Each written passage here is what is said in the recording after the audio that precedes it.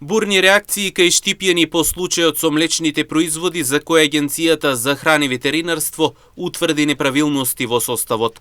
Вела дека едва врзуваат крај со крај за да си купат млеко, сирење и други основни работи, а накрај него добиваат квалитетот што го плаќаат.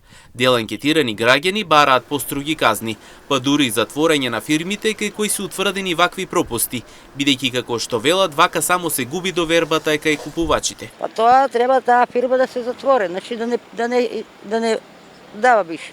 Ма што кажа ти, по таа поголема казна што сакаш? Што е печелил, што е земал, затвори го тама и готово. Тоа поглава. Казнување. Казнување, ништо друго. Ако е дуќано и затворање треба. Седа затвора. Треба обавезно тоа лажат децата тука, највеќе малите деца тука страдат. Па плаќаш си го, тоа треба инспекциите да реагират. Ние како може само да пријавиме ако видиме, друго не можеме ние да реагираме никак. Па треба. Децата сто мало боле, не може повеќе да одат малите. Не е убаво. Тоа е ептен безобразно, значи не постои вакви глупости. Секогаш луѓето немат пари, купуваат, а не знаат што купуваат. Едва влече месец со месец и сака да искористе бар динар, а они го прават, како да ви кажам, ненормална работа. Не да е безобразно, него безобразно е. Ние со 15, со 20.000 пензија, дека можеме да искараме? Контролите на Агенцијата за храна и ветеринарство покажале дека кај дел од млекото и сирењата имало помалку млечни масти отколку што било наведено на пакувањето, поради што били изречени и казни.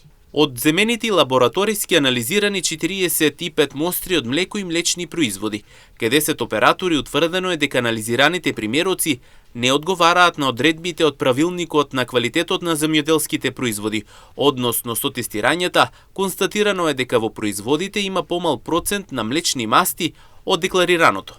Кај еден оператор со храна со лабораториско тестирање на мостра од одземени 22 кг ситно сирење.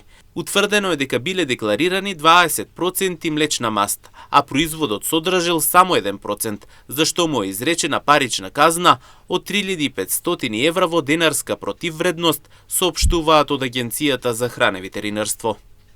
Од Агенцијата вела дека контролите кај производителите и увозниците на млеко и млечни производи ќе продолжат и во наредниот период.